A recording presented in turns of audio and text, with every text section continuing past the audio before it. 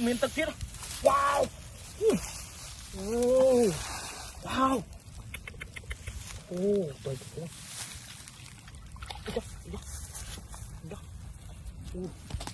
Wow. Ăn thua. Lốt này. Đúng rồi đi đấy. Wow. Ô. Lốt chô thôn nó mà bố. Ô, sao ta tao. Anh đi hao tao phong. Ô. Phong. Phong ngọt rồi nè. Ca có rồi. Ngọt kiếm rồi nè. Ô, được rồi. Anh ấy miền Tây. Ô, anh ấy có lúc đám cái chiếc xa môn rồi. Cái đám.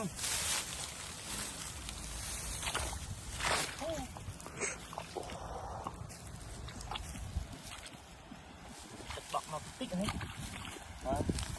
Dạo nên ấy không? Đang có ấy có. Mọi chó hay chó mình rồi.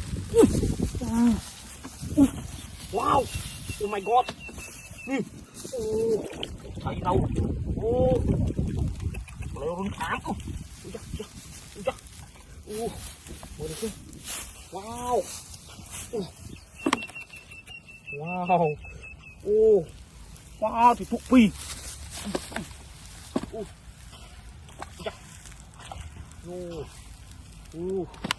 Trên đây. Ô, anh ấy thua mà. Sụp đô. Nhìn run này. Ô, run này. Ô, chấu à.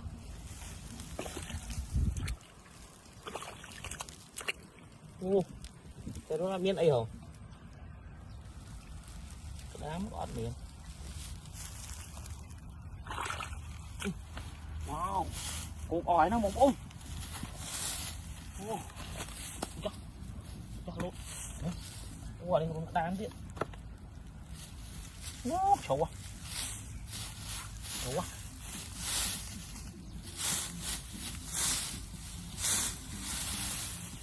Miếng ấy hả?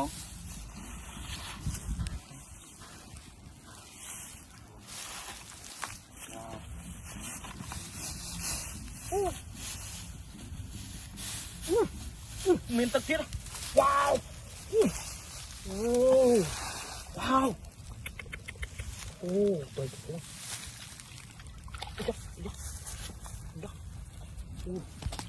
Wow. Ăn thua. Lốt này. Đúng rồi đi đấy. Wow. Lốt chô thôn nó mà bố. Ô, anh em đẩy.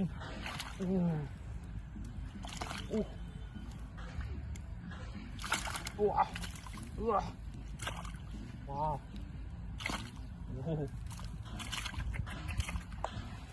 Ô, pì. Ô, không thua mà. Ô, anh em đánh chứ. Ô. Wow.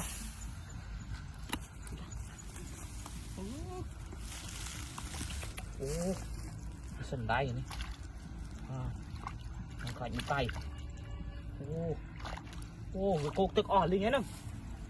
Cục tích. Nó sao? Không có lúc nín. Có lúc đang đi chích đá trắng hả? Wow.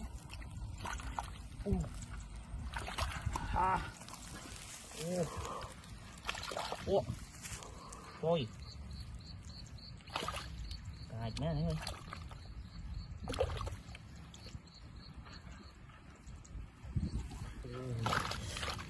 Cũng mà. Là.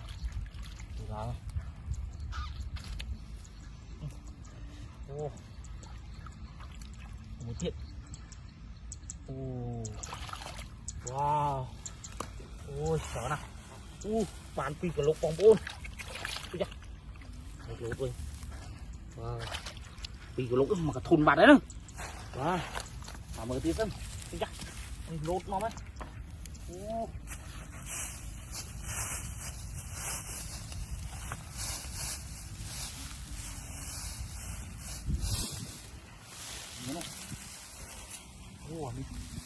Run cụcទឹកអស់ហើយcụcទឹកអស់ហើយនេះ mua to rồi. lòng quanh của thôn dương là lâu tập tét sân này vừa tay phơi mà hốt thầy bán class to pro vô đó.